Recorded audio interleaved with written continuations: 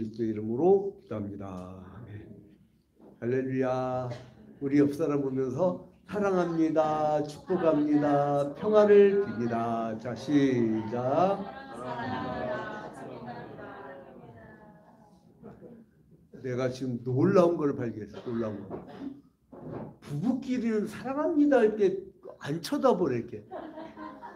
평상시에 아주 지겹도록 사랑해서 이제 안 하시나 봐. 다시 이 몇 부부 쌍들 때문에 다시 합니다. 사랑합니다, 축복합니다, 평화를 빕니다. 자, 시작.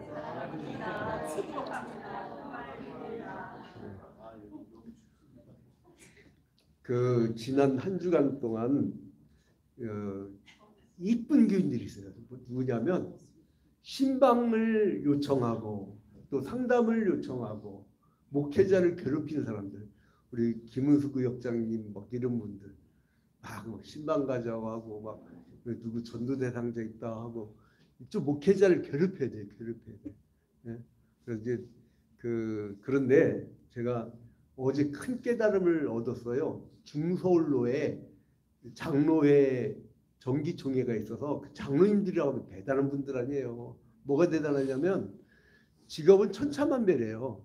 근데 뭐가 대단하냐면 최소한 헌법에 보면, 교단 헌법에 보면 5년간 무흠의, 5년간 무흠이란 건 뭐냐면 주일 성수를 철저하게 하고 11조 생활 철저히 무흠의 5년 이상, 그리고 35세 이상 된 자로서 이렇게 나오거든요.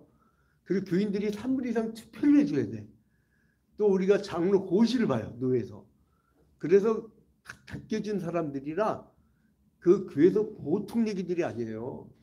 어떤 장로님 어제 제가 대화를 나누는데 이분이 뭐라면 수요일날 같은 때는 집에 가면 뻗어버린대. 왜냐면 다른 사람들은 일반 직장 생활하고 퇴근길이 어떻습니까? 발걸음 터덕터덕 힘 다 빠져 그러잖아요. 근데 생각해봐요. 새벽 기도를 나와야 돼. 한국 교회는. 예? 우리 교회처럼 온라인으로 하는 교회가 거의 드물어요. 우리 온라인으로 해버리잖아. 그래서 저기 충북 괴산에서도 새벽 기도에 들어와요. 근데 이제 우리는 온라인으로 하니까 괜찮은데 다른 교회는 나와야 돼. 그리고 아침 출근했다가 저녁에 퇴근하고 수요 기도를 밥도 안 먹고 가야 된대.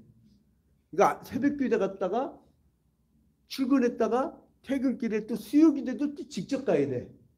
한국교회 정서가. 우리는 또 온라인으로 하잖아요. 수요 기도 때 원거리 사는 사람들은. 그러니까 수요일 날 되면은 정말 새벽별 보고 저녁별 보기 운동이래. 그런 얘기를 하더라고요. 근데 또 재밌는 얘기가 있어요. 목사님, 우리 장로 입장에서 한번 얘기해 줄까요? 그래서 뭐예요? 했더니 스테반 집사가 왜 죽었죠? 묻더라고요. 스테반 집사 왜 죽었어요? 네? 돌에 맞아 죽어서. 왜 사람들이 돌로 쳤잖아요? 나 거기서 아직 뒤집어졌어. 설교를 길게 해서 돌 맞아 죽었대. 그랬더니 그 장로님 우리 교회 들어와서 자주 본대요.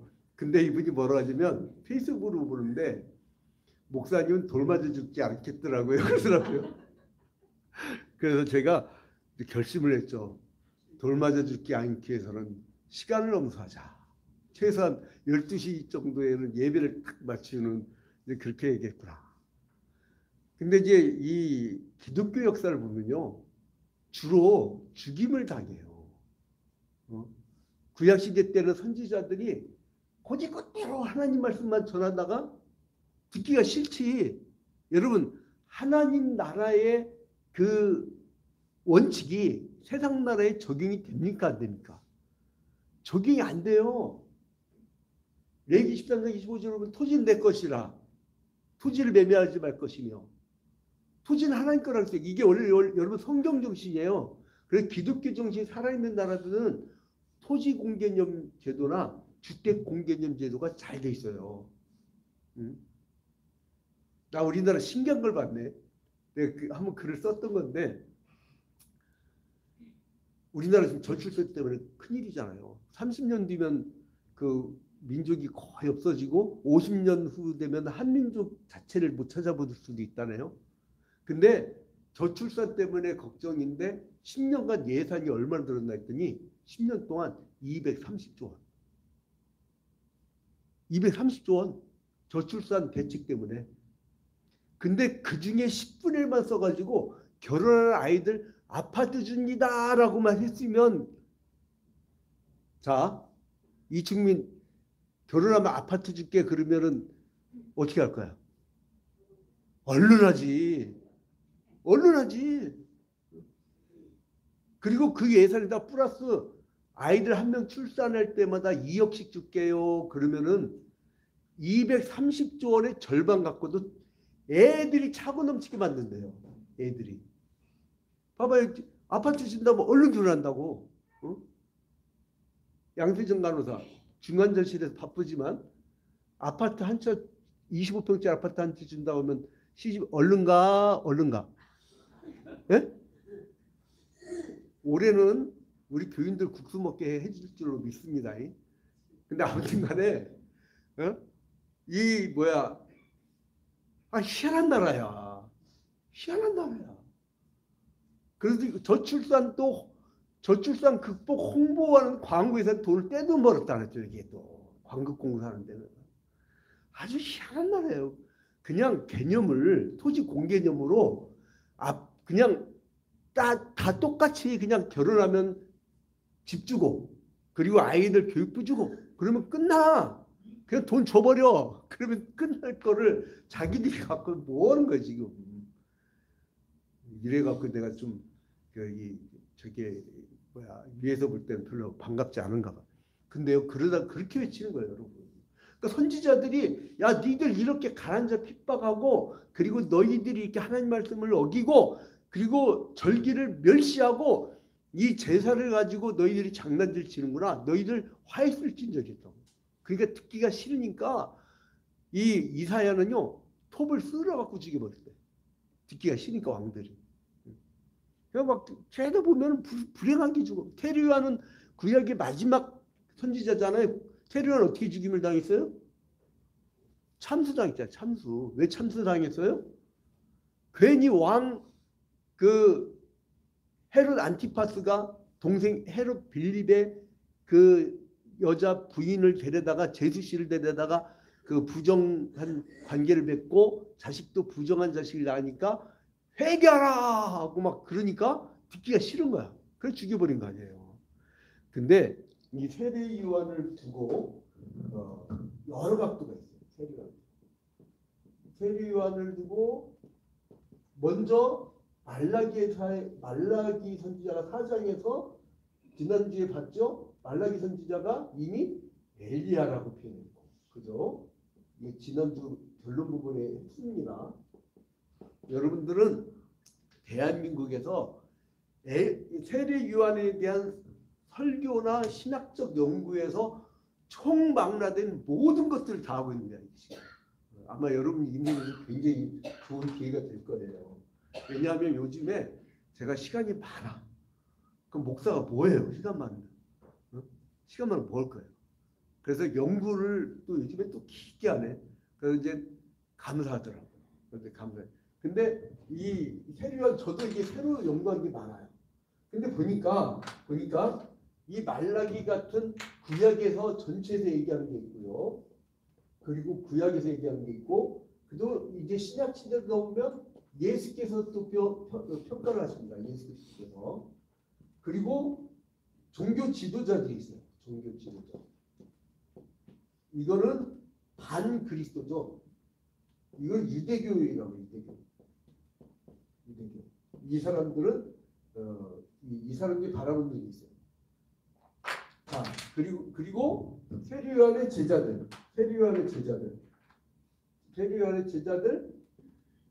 예수의 제자들.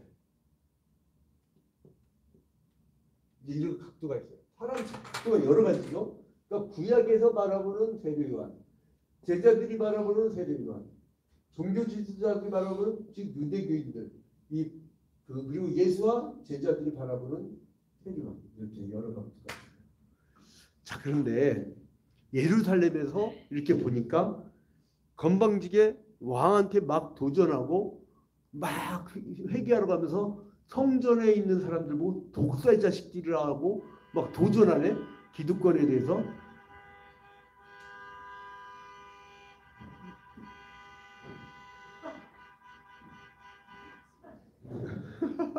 한국 사람들 급해.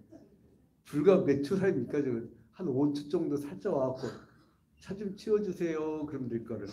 네, 급해. 급해. 인생 그렇게 살지 마라이. 자, 아무튼 그래서 예루살렘에서 온 제사장들이 이제 그 누구냐면 제사를 도맡았던 사람들이야. 제사장들과 레위인들 이 사람들이 찾아와요. 제사장들과 레위인들이 막 찾아와요. 제사장과 레위인들이 막 찾아와가지고 질문을 냅니다. 너는 누구냐? 궁금한 거야. 너는 누구냐? 여러분 세상 사람들이 여러분들이 하나님 말씀대로 살면 질문을 던집니다. 너는 누구냐? 너는 누구냐? 근데 이 직장 생활할 때 보니까 이게 아무리 봐도 승질머리하고 이거 하는 행실 보면은 집사야? 네가 잡사지? 이렇게 나오면 곤란해. 근데 세리한테 너는 누구냐? 자, 근데 여러분 그 요한복음 1장 19절에 보니까요. 이 사람을 누가 보냈냐면 유대인들이 예루살렘에서 제사장들과 레위인들을 요한에게 보내어 네가 누구냐 물을 때 네가 누구냐? 내가 누구냐? 내가 누구냐? 지금 오늘날도 타락한 사람들이 여러분들한테 물어요. 내가 누구냐? 이게 정체성을 물어보는 겁니다. 아이덴티티. 내가 누구냐? 그러니까 유대인들은 누구예요? 유대인들은 원래 유대인이란 말이 없었어요. 유대인이란 말이 없었다가 그 구약시대 때 남유다하고 북이스라엘인데 남유다는 유다 지파와 베냐민 지파 그들을 유대인이라고 부르기 시작했고 더 정확히는 이들이 바벨론 포로로 끌려갔다가 70년 만에 돌아와서 유대인이란 말을 이제 얻게 되는 거예요. 그럼 이 사람들은 뭐냐면 기득권층이에요. 그러니까 어디에 있는 사람들이 유대인들이 예루살렘에서 예루살렘은 오늘날로 얘기하면 강남이에요. 강남. 뭐 이제 생태 시대가 되다 보니까 강남 불할 것도 없지요. 사실 지금 우리나라 폐암이 제일 많이 걸리는 지역이 어딘지 알아요? 이르가? 폐암 제일 많이 걸린 지역. 강남구예요. 강남구. 아유 강남구 죄송합니다. 강남구가 폐암이 제일 많이 걸려요. 공기가 제일 더럽다는 거예요. 근데 폐암을 또 제일 치료 많이 하는 폐암 치료 1위 지역이 어딘지 알아요? 강남구예요. 그러니까 더럽히지 말으면 폐암도 안 걸릴 텐데 더럽혀 놓고 또 치료도 돈 많이 들어. 그런데 거기 강남구 같은 데가 바로 예루살렘이에요. 그래서 예루살렘에서 이제 그 제사장들과 레인들을 요한에게 보내요. 여기서 제사장들과 레인들은요, 지금 여기서 보낸 유대인들을 오히려 통치해야 될 사람들이 이들의 도구가 돼. 권력의 신녀가 된 거예요. 권력의 신녀가 딸랑딸랑 따라서 말 잘 듣고 그런 사람들. 그리고 요한복음에서 사용된 유대인들은 예수의 사역을 반대하는 자들로 나타나지요. 이 예수의 사역을 반대하는 자. 이들이 전에 이 세리관이 와서 이 길을 예비하고 있으니까 네가 누구냐라고 질문을 던져요. 자, 그래서 이제 이 사람들이 그 유대 시민, 제사장, 서기관, 장로들로 구성된 사내들인 공예가 아닌 거냐 이렇게 주장해요. 이 사람들은 사내들인 공예에서.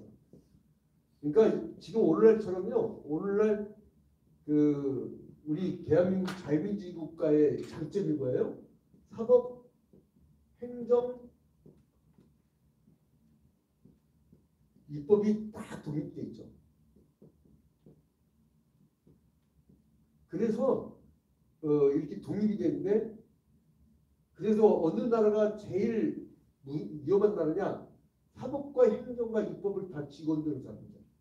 만약에 행정수반부 이 사람이 입법부의 정당의 대표를 야, 너 하지 마, 너 해 하고는 막 갈아치고, 그리고 사법부에다가 야, 이 새끼 잡아들여 막 그러고, 이거는 이제 나라가 끝난 거야. 이거. 근데 이 당시에 이 유대 사내들이니 이걸 다 갖고 있었어요. 얼마나 이게 막강한 권력입니까? 이런 막강한 권력인데 이 사람들을 보낸 사람들이 누구냐? 사내들인 사람들이래요. 이 사내들이란 거는 포로기 후기에 이제 생긴 건데, 유대교 최고의 평의회죠. 회원은 71명이라고 합니다. 회원이 71명. 그러니까 이 71명의 권력은 엄청나게 막강한 거예요. 마음대로 법 만들고 마음대로 가두고 마음대로 자기들이 그 시행을 했던 그런 사람들입니다. 근데 이제 여기서 보면 유대교를 대표하는 자들인 이 사람들은 힘을 엄청나게 갖고 있어가지고 오만불선한 거예요. 그러니까 그 헤롯 빌립한테 헤롯 안티파스한테 잘못된 점을 막 지적하니까 먼저 종교 지도자들이 기도해보자 혹은 뭐가 우리가 회개할 것이 있는가, 이게 아니라 네가 누군데 이거예요. 네가 누군데. 그래서 이 이스라엘 백성 중에 일부는 메시아를 이제 오해를 했죠. 어떤 사람들은 관점을 세례요한을 메시아로 오해했어요. 왜요? 구약 시대 때 내내 기다렸던 게 메시아였거든요. 근데 이 메시아가 예수 그리스도인데 하도 이제 세례요한이 적극적으로 나서서 회개하라 천국에 가까웠느니라 그러니까 이제 이게 메시아인 줄 알고 이제 죄를 회개하면서 세례를 받았던 사람들입니다. 그래서 이제 이 소문이 막 퍼지고 나가니까 기득권을 들고 있던 종교 지도자들이 불안한 거예요. 아, 메시아가 오면 우리의 그 예루살렘 성은 어떻게 될 것인가. 그러니까 이제 이 새로운 도전이 생기면 누가 제일 두려워하냐면 기득권층이 항상 두려워하게 되는 거예요. 그래서 이제 교만하고 독선적인 그런 자기들의 관점이 있으니까 우리는 회개가 필요 없어. 그 생각을 하죠. 여러분, 사람이 자아가 낮아지면요 굉장히 겸손해져요. 근데 이게 막 가질 거 다 갖고 그리고 모든 걸 누리다 보면 배는 게 없는 거예요. 배는 게. 그래서 이제 이 사람들은 요한의 정체를 파악하기 위해서 사람들을 요한에게 보내요. 자, 이게 이렇게 보내는 이 광경이 지금 이 나라의 현재 상태가 어디냐면 로마 제국주의의 통치를 받고 있던 나라예요. 그러니까 이 사람들은 지금 어떤 상태냐면 그 제사를 자기들의 통치 세력을 옹호하는 수단으로 전락시킨 사람들이에요. 우리나라도 여러분 그 아픔을 갖고 있죠. 어떤 아픔이에요? 일제시대 때 심사참배. 여러분 그것만큼 잊으면 안 됩니다. 근데 물론 심사참배 한 사람 중에 두 종류가 있어요. 하나는 아예 친일파. 처음부터 나는 그 4개월 전에 깜짝 놀란 얘기를 들었어요. 주씨인데 주씨. 통합측이에요. 예정 통합측인데 그분이 얘기를 하는데 깜짝 놀랐네. 양 목사 왜 이렇게 일본 싫어해? 일본 없었으면 우리나라 근대 학교나 이 철도 같은 것도 없었어. 부산에부터 신의주까지 철도 누가 깔아준 줄 알아? 그 일본이 깔아준 거야. 이렇게 얘기하는데 나 그냥 쓰러지는 줄 알았어. 쓰러지는 줄 알았어. 근데 그런 사람들의 관점이 있고 또 하나의 관점은 독립군 후손들의 관점이 있고 또 하나는 리버럴한 사람들이 있어. 그때 신사참배를 동의했던 사람들 중에 어떤 입장이냐면 또 조선신학교라고. 조선신학교가 오늘의 한신대학교. 옛날 한국신학대 있죠. 한신대학교는 조선신학교는 신사참배를 그냥 옹호해버렸어. 왜냐면 그거 국가행사다. 종교 행사랑 상관없다. 그러니까 이 사람들 좀 리버럴하거든, 신학이. 리버럴하다 보니까 무슨 상관이야. 이제 이런 식의 사람들. 그런 이제 흐름이 있었는데, 그러니까 그 일제시대 제 독립군들을 혹은 독립운동사를 이렇게 쭉 연구하다 보면 재밌는 걸 발견했어요. 신학적으로요, 보수 신학이고 성경주의고 그다음에 근본 신학, 아주 성경적 보수적인 사람들이 독립운동을 많이 했더만. 그러니까 왜냐하면 제1계명, 2계명, 3계명을 어기는 거니까. 내 앞에 우상을 만들지 말라고. 하늘에 있는 것이나 땅 아래 있는 것을 물속에 있는 것에 어떤 형상이든지 만들지 말라고. 그 문장 자체를 그냥 아멘하고 받아들인 거야. 그 사람들 목숨을 걸어버린 거예요. 그런데 이게 무서운 게 뭐냐면 여러분, 사실은 이게 눈에 보이는 사람들의 역사인 것 같지만 아니에요. 여러분 그때 그 기억 나시나? 한 7년 전에 대설특필된 건데 도표를 누가 딱 그려가지고 일제시대 때 백백교, 그 다음에 60년대 유재열의 장막성전 또 도표에, 그 다음에 이제 그 박땡땡, 박혜선이 얘기할 때 아주 난리나더만. 박땡땡의 그 천땡땡교. 그 이름은 모르잖아. 또 이렇게 천부교라고 얘기를 해줬는데 또 거기도 난리나요. 아 죽겠어 아주. 그 도표하고 그 도표 밑에 최태민, 그리고 또 그 밑에 권신찬, 그 밑에 이제 구원파의 아류구원파가 쫙 그려가지고 도표를 딱 하지 보도한 사람이 누구냐면 저예요. 그 연구하느라 오래 걸렸어. 죽는 줄 알았는데 아주. 야, 구원파 유병헌 부인은 일주일에 절 2건씩 고소를 하는데요. 개인 감당한대. 그래 어떻게 했냐? 제가 손 들었어. 그냥. 다시는 보도 않겠다고 내가 써버리고서 그냥 안 돼. 교단에서도 안 도와주고 누구도 안 도와줘. 뭐 누구 힘이 있어야 말이지. 그래서 그냥 보도 않는 조건을 해갖고 거기서 막 배상을 엄청나게 요구했었는데 그냥 끝내버렸어요. 근데 지금도 제가 계속 얘기하는 게 뭐냐면 이 나라는 그냥 일제가 들어온 게 아니고 고종과 민비가 국가 행사로 미신을 섬기고 점괘를 보고 그러면서 하나님이 내리쳐버린 게 그게 식민지였다. 근데 식민지 생활을 하면서도 일제가 또 어떻게 했느냐면 일제에도 신사참배를 강요하면서 이 사람들은 집집마다 신을 섬겨요. 이거 귀신 나라야 일본은. 가미가제라였고 저기 목숨을 걸고선 하와이에다가 쭉 비행기를 띄울 때 가는 비행기에다가는 가는 만큼만의 기름을 넣어주고 돌아올 기름은 안 넣어줬대잖아. 그럼 어떻게 해?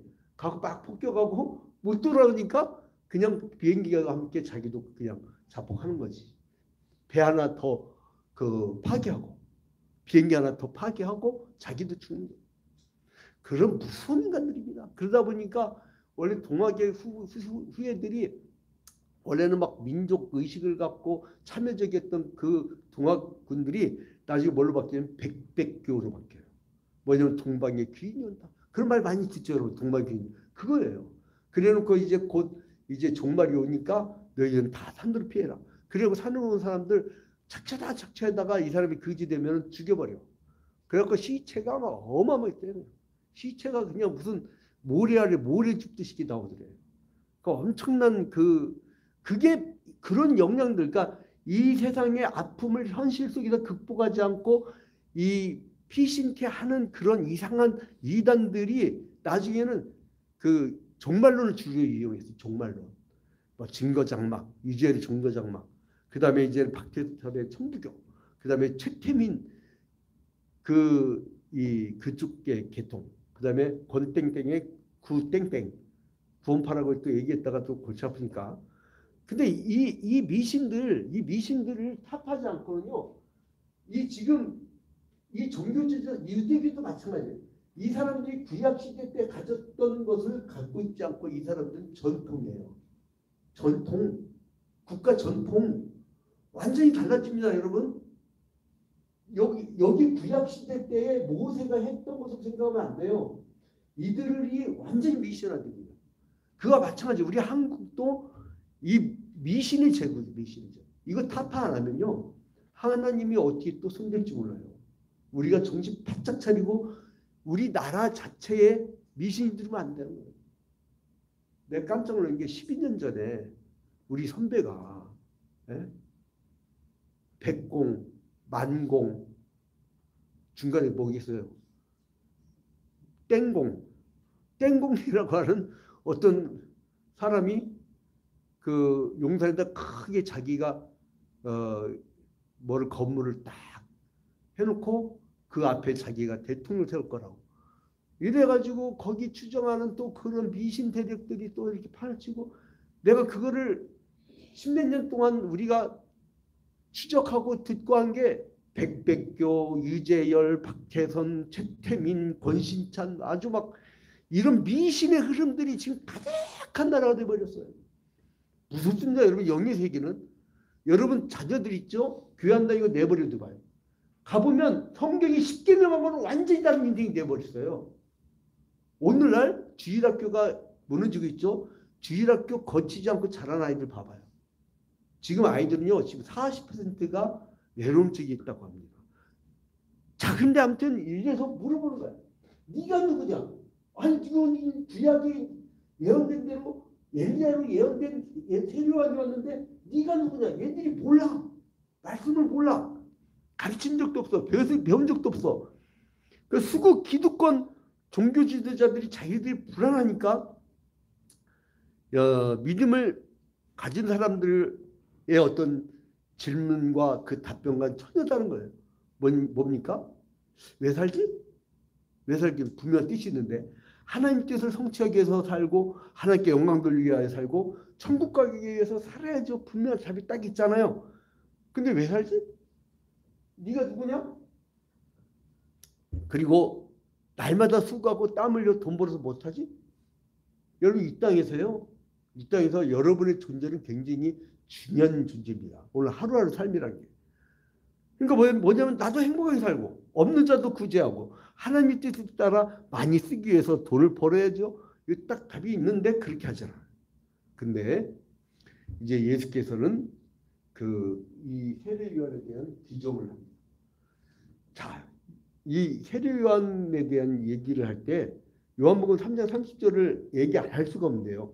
요한복음 3장 30절에 보니까 요한복음 3장 30절 그는 흥하여야 하겠고 나는 쇠하여야 하리라. 요한이요. 이미 예수를 보면서 일반 사람들은 메시아라고 하고 유대인들은 네가 누구냐라고 물었고 근데 세례는 끊임없이 나는 이를 예비하는 자라고 계속 표현하고 그래서 우리가 그의 교훈을 얻은 게 뭐예요? 우리는 예수 그리스도를 예비하는 자로서 포러너로 말씀을 드렸었죠. 그런 사람을 우리는 살게 되어지는 거예요. 근데 이제 요한복음 5장 35절부터 36절에 보니까 요한은 켜서 비추이는 등불이라. 너희가 한때 그 빛에 즐거이 있기를 원하였거니와 내게는 요한의 증거보다 더 큰 증거가 있으니 아버지께서 내게 주사 이루게 하시는 역사 곧 내가 하는 그 역사가 아버지께서 나를 보내주신 것을 나를 위하여 증언하는 것이요 라고 했습니다. 자, 그래서 이제 이 세례요한은 우리가 지난 시간에 뭘 봤어요? 말라기에 그 4장 5절부터 6절 봤었죠? 4장 5절부터 6절에 뭐라고 했습니까? 보라 여호와의 크고 두려운 날이 이르기 전에 내가 선지자 엘리야는 누구예요? 갈멜산상에서 그 450인 그러니까 이 아합의 바알의 제사장 400인과 아세라의 제사장 450명과 850명의 적군과 영적 전쟁을 벌인 거 아니에요. 한 사람이. 여러분 그런 배포와 그런 강한 영성이 있어야 됩니다. 나 혼자서 850명의 그 미신의 제국, 마귀 자식들, 점술가들 그리고 우상숭배자들 그거와 딱 대결을 하는 거예요. 그런 배포가 있던 게 엘리야인데 엘리야가 그런 엘리야 오리라는 거예요. 그러니까 예수가 있을 당시에 로마 제국주의와 그 어용인 그 유대교의 종교 지도자들과 그리고 사람들이 신기 생활하면서 사람들은 굉장히 핍절히 살고 있는데 사내들이 71명의 사람이 사법행정입법을 다 걸어주고 이랬던 당시에 그때 그래서 그의 아버지의 마음을 자녀에게로 돌이키게 하고 자녀들의 마음을 그들의 아버지에게 돌이키게 하리라라고 말씀을 지난번에 했죠. 그러니까 네가 누구냐? 이 사람들이 왜 몰랐을까요? 여러분 사람이 사람입니까? 여기 앉아있는 여러분이 한번 질문을 던져볼게요. 김태기가 맞아요? 듣는 김태기? 헷갈려요. 그죠? 내가 김태기? 내가 나예요? 근데 여러분들이 여러분이냐고. 원래 여러분이 인간을 그래서 고대 그 철학에서는 라틴어는 페르소나라고 했어요. 페르소나. 이 페르소나가 뭐냐면요. 페르소나가 뭐냐면은 이게 가면이에요. 가면. 여러분은 지금 가면을 쓰고 앉아있다고. 막 의로운 척, 거룩한 척, 막 온갖 것을 다 치장을 하고 있지만 막 가서 막 나는 뭐가 됐네. 나는 세상에서 제일 높은 사람이네. 난 세상에 제일 똑똑하고 돈이 제일 많고 막 치장을 해놨는데 마귀 새끼야. 네? 미신, 우상숭배, 신명기 8장에 나오는 점술자들과 복술자들을 다 돌로 쳐 죽이라. 그런 말처럼 하나님이 제일 미워하는 존재야. 근데 겉으로 막 아주 화려해. 휘황찬란해. 네? 그게 페르소나라고 해요. 라틴어로 페르소나. 근데 여러분 이게 영어로 발전하면서 뭐가 되는 줄 아세요? 퍼스는 뭐예요? 사람이잖아요. 사람. 응? 사람.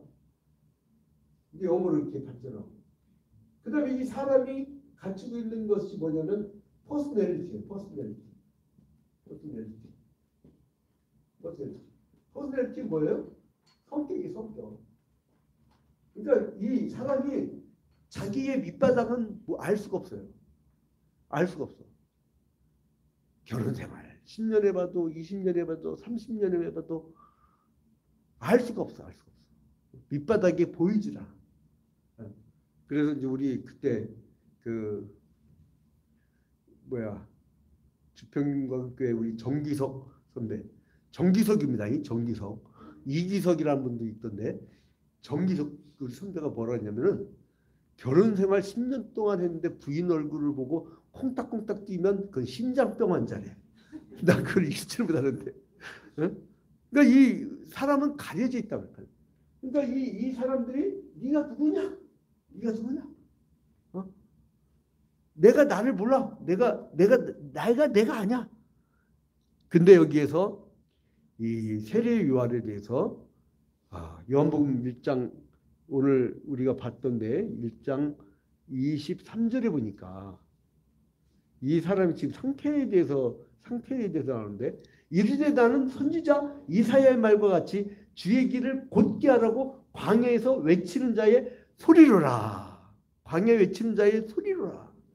이거 뭐냐면 주의 길을 예비하고 주의 길을 평탄케 하려 보냄을 받은 구약의 마지막 인물이라는 거예요.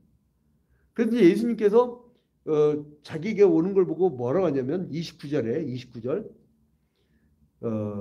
1장 29절 이튿날 요한이 예수께서 자기에게 나오심을 보고 이르되 보라 세상지를 지고 가는 하나님의 어린 양 이르다.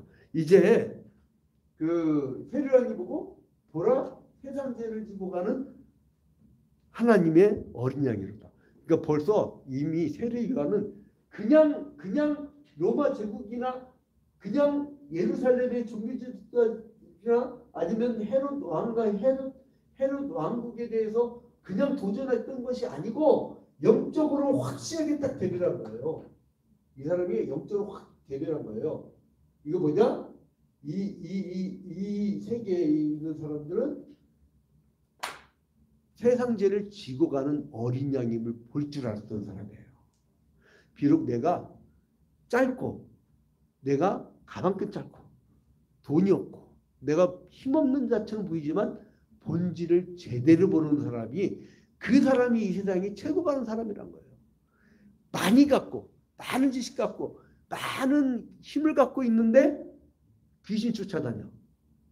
이것처럼 어리석은 인간이 없어요. 이것처럼 어리석은 인간이 없다고. 예수 그리스도에 대해서 세상 죄를 지고 가는 어린 양이라고 정확한 규정을 해요.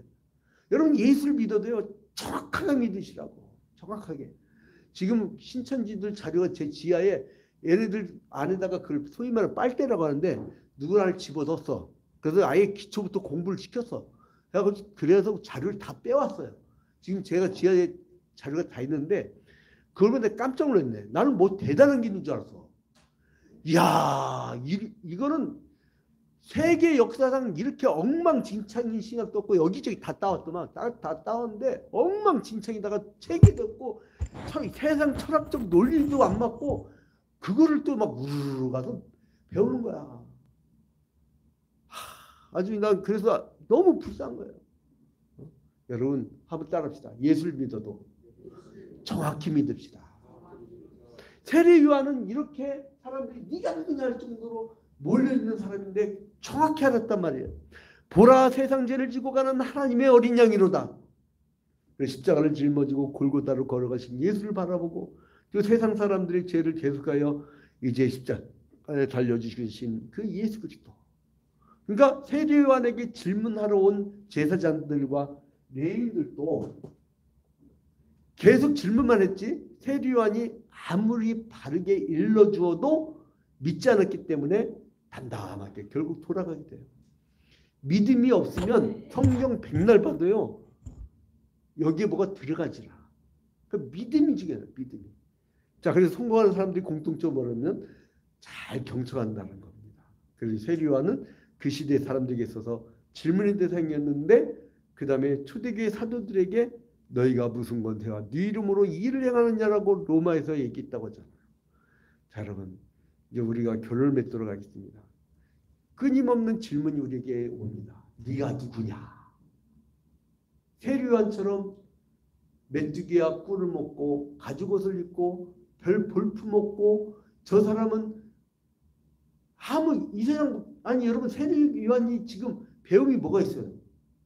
세례 요한이 가진 돈이 어디 있어? 가지고 하나밖에 없어요. 세례 요한이 갖고 있는 권력이 뭐가 있어? 아무것도 없어요.